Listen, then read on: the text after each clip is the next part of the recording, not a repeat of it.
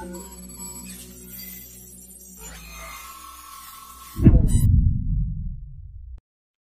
semuanya, Assalamualaikum warahmatullahi wabarakatuh.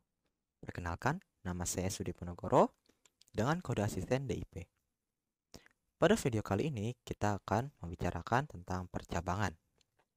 Yang pertama kali kita bahas adalah operasi Boolean. Operasi Boolean adalah operasi logika yang akan menghasilkan nilai true atau false.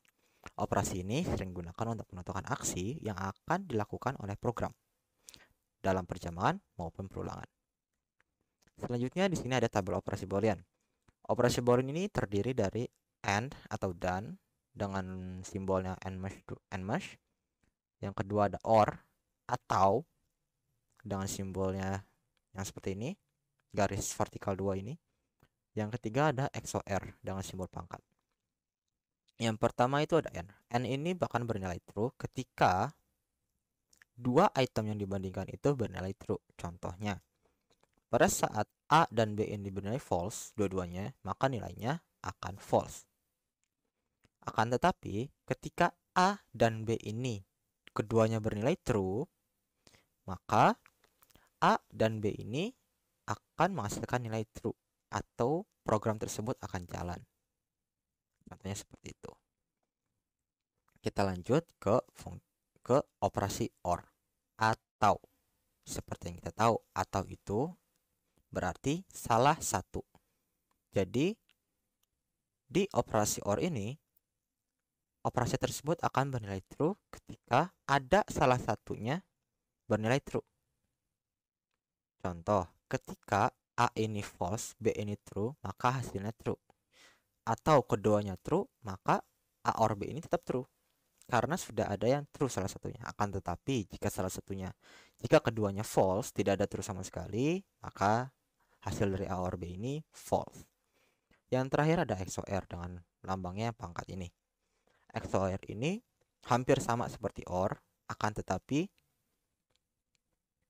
dia hanya akan true ketika salah satu di antara kedua pembanding tersebut bernilai true.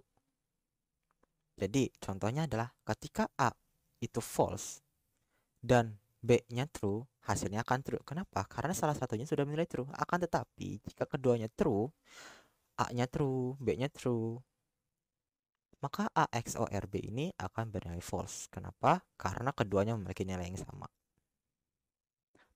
Nah, di sini ada operasi terakhir, yaitu operator not, yang artinya tidak. Maka ketika not ini digabungkan dengan and atau not and, maka hasilnya tidak dan, yang artinya hasilnya itu akan berkebalikan atau di reverse. Yang tadinya akan bernilai true ketika keduanya true, ketika A dan B ini true, maka A not and B ini akan bernilai true ketika keduanya false. Dan selebihnya yang lain pun sama. Oke, kita akan lanjut ke materi berikutnya. Halo semuanya, nama saya Muhammad Yusril dengan kode asisten RIL. Di sini saya akan menjelaskan apa itu percabangan. Nah, percabangan itu merupakan metode pemilihan suatu aksi yang akan dijalankan oleh program mengacu pada kondisi yang telah ditentukan. Dan di sini terdapat dua contoh flowchart. Yang di sebelah sini merupakan flowchart program sederhana tanpa percabangan, yaitu dia akan menampilkan selamat pagi, selamat datang, dan juga sampai jumpa. Dan program ini akan selesai. Dan untuk flowchart yang kedua, itu menampilkan program sederhana dengan percabangan, yang dimana di sini akan ditampilkan selamat pagi, dan akan ditampilkan selamat datang, dan di sini kita menggunakan percabangan. Di sini ditanya mau keluar atau tidak.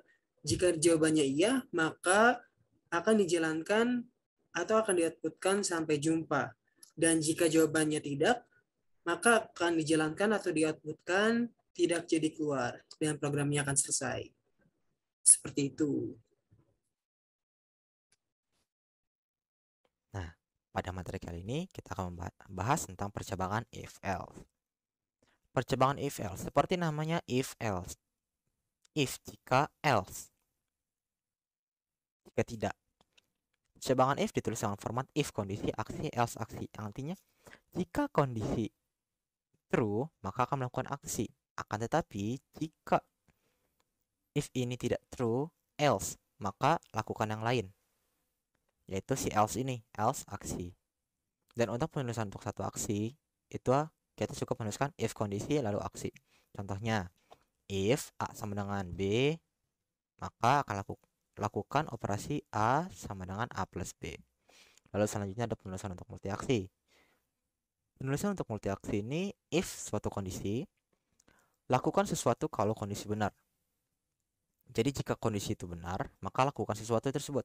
Nah, selanjutnya lakukan perintah yang kedua. Lakukan ini juga. Contoh, if A sama dengan B, jika A ini sama dengan B, maka lakukan A sama dengan A plus B atau A ditambah B, kemudian print F persen D, A. Outputkan suatu integer berupa variabel A. Itu. Sekarang kita lanjut ke pembanding pada kondisi. Jadi pada percabangan ini ada suatu pembanding di suatu kondisi. Contohnya, yang pertama itu ada bilangan dan karakter. Pada bilangan dan karakter ini ada sama dengan, tidak sama dengan, kurang dari sama dengan, lebih besar dari, sama dengan. Nah itu. Untuk sama dengan kita menggunakan sama dengan 2. Jadi sama dengan ada 2. Itu untuk sama dengan. Dan untuk tidak sama dengan seperti yang di awal tadi, not. Not itu menggunakan tanda seru. Maka tidak sama dengan tanda seru sama dengan. Itu kita menggunakan simbol itu. Lanjut, jika suatu nilai itu kurang dari, maka kita menggunakan simbol kurang dari seperti yang kita belajar di matematika dasar. Lanjut, untuk kurang dari sama dengan, maka tinggal tambah logo sama dengan atau simbol sama dengan. Jadi kurang dari sama dengan. Untuk lebih besar dari, seperti biasa menggunakan simbol lebih dari. Untuk lebih besar dari sama dengan, tinggal tambahkan simbol sama dengan. Contoh, A tanda seru sama dengan B. Maka artinya A tidak sama dengan B. Yang kedua, contohnya adalah pilih sama dengan A. Pilih sama dengan A. Yang artinya variabel pilih sama dengan karakter A. Karakter harus di dalam tanda kutip 1 jika ingin dibandingkan. Contoh seperti ini.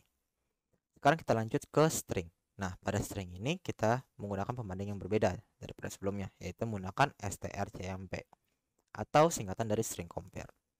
Fungsi string compare ini akan membandingkan ke string 1 dan string 2 dan ada lanjutan dari sama dengan 0 ini. Contohnya yang pertama, string compare string 1, string 2. Nah, string 1 dibandingkan string 2 sama dengan 0. Maksudnya adalah string 1 sama dengan string 2.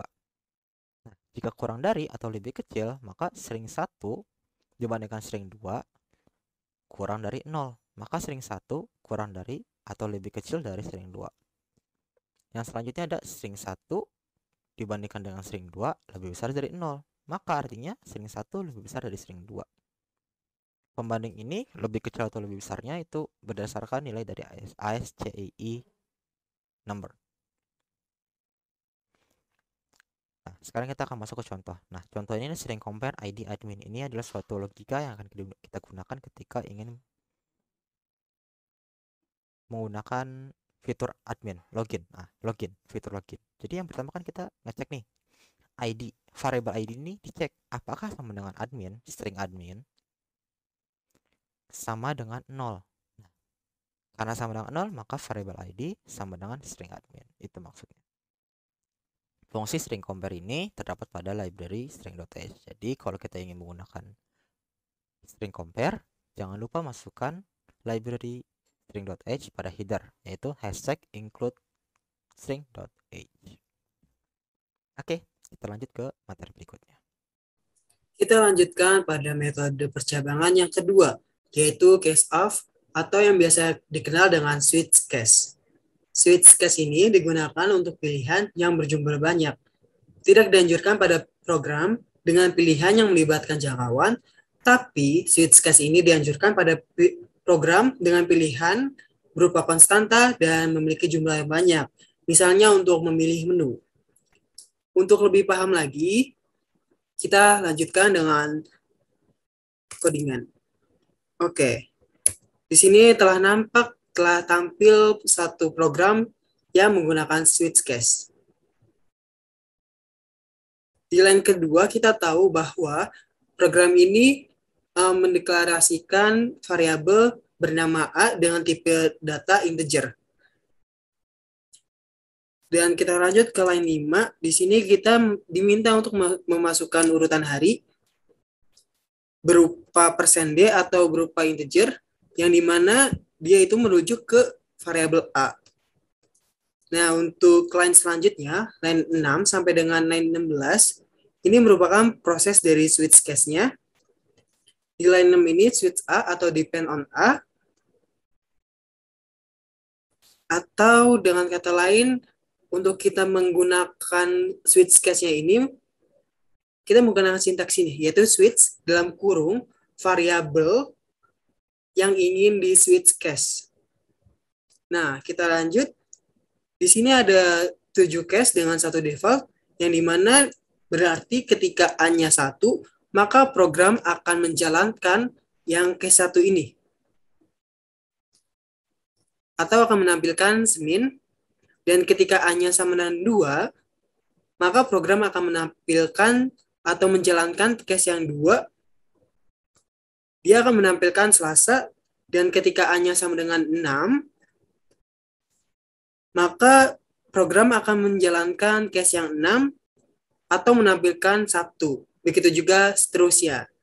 Dan ketika kita memasukkan A-nya ini 8 atau 9, maka programnya akan menjalankan si fungsi default-nya ini, yaitu angka di luar urutan hari.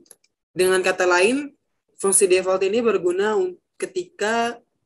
untuk mengeksekusi ketika tidak ada kondisi yang terpenuhi. Jadi ketika kita menginputkan A-nya itu sama dengan 8 atau 0 atau 9, maka si fungsi yang ada di default-nya ini akan berjalan, yaitu angka di luar urutan hari. Dan di sini kita lihat di seluruh case dan juga default, kecuali yang case 3, terdapat fungsi break di akhir perintah. Nah, fungsi break ini berguna untuk agar yang nampil itu hanya case yang ditunjuk saja. Kayak misal, kita memasukkan A-nya sama dengan 1, maka yang nampil hanya Seninnya saja. Tidak ada case-case yang di bawahnya tidak tampil. Tapi beda lagi ketika kita memasukkan A-nya sama dengan 3.